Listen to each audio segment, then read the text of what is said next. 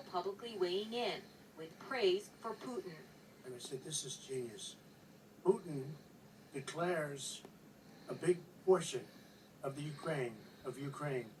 Putin declares it as independent. Oh, that's wonderful. So Putin is now saying it's independent, a large section of Ukraine. I said, how smart is that? Here's a guy who's very savvy. I know him very well, very, very well. The White House choosing to ignore those comments from Biden's predecessor. Well, as a matter of policy, we try not to take advice from anyone who praises President Putin and his military strategy. Now, in terms of a timing of a potential full-scale attack, White House Press Secretary Jen Psaki just said that she is not going to broadcast the potential hour, the day, the moment that this might happen, but she did say that the U.S. now believes Vladimir Putin has been improvising, has been adapting his plans based on the U.S. Broadcasting his war plans, and that he has been caught off guard by the sheer amount of information that the U.S. has been sharing. Of course, all of this so far has not deterred Vladimir Putin from the beginning of an invasion.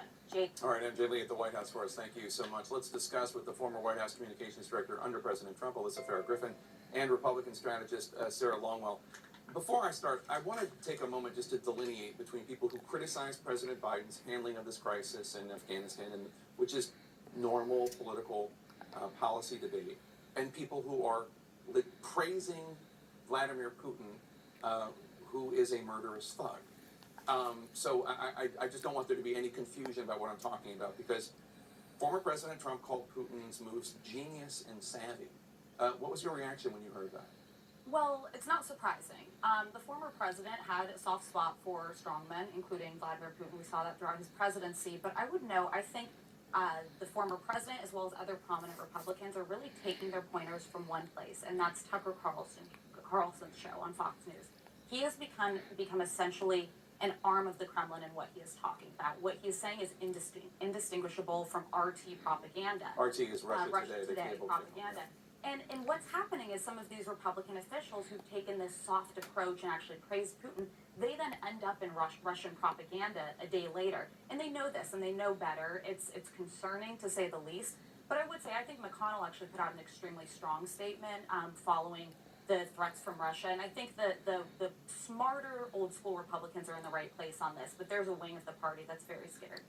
And Sarah, Congresswoman Liz Cheney tweeted this quote about what Trump said. Former President Trump's adulation of Putin today, including calling him a genius, aids our enemies. Trump's interests don't seem to align with the interests of the United States of America. Aiding our enemies, by the way, I mean, Liz Cheney is somebody, Congresswoman Cheney is somebody who uses her words very carefully. Aiding our enemies is a crime. Yeah, and she's right. And frankly, what's so disappointing is that Liz Cheney and Adam Kinzinger are the only people that are talking like that.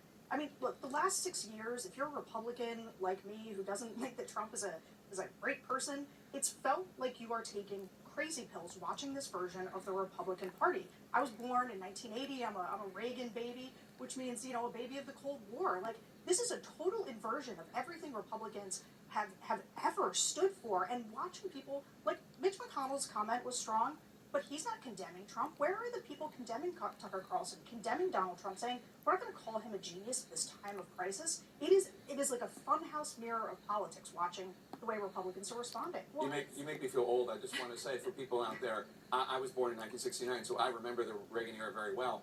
Go Google Bear in the Woods ad. I remember that as if it were yesterday, a very stark commercial for Ronald Reagan about why he needed to be, I think, reelected in 1984 because of the Soviet threat. Right, and I think it's a sad time in our political discourse if people tend to hate their political opponent more than America's adversaries.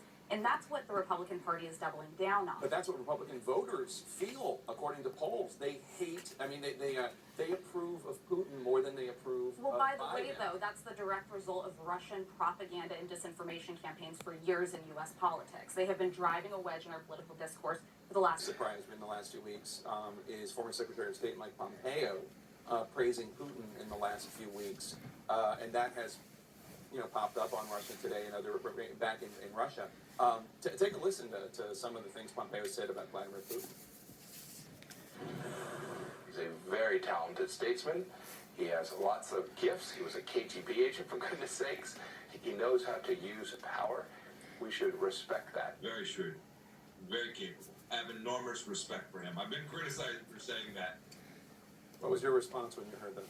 So Mike Pompeo has a long history as being tough on Russia and respecting Ukraine's sovereignty. I have to say that full stop because I knew him in the House and his time as Secretary of State. So that choice of words is bizarre to me because he knows exactly how that's going to be weaponized by the Kremlin to say, look, even America's leaders are praising me and saying what a strong man I am. I don't understand it. I assume it's trying to, again, cater to this Tucker Carlson, America First crowd. But Mike Pompeo has been very strong from an actual policy standpoint on Russia. So the words were very poorly chosen. What do you think when you saw Pompeo say? I mean, I think it's nauseating.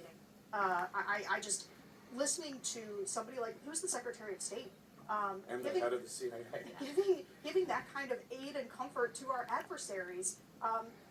Look, I am surprised, or it's like I'm shocked by all of this, and yet somehow not quite surprised. All right, Alyssa and Sarah, thanks to both.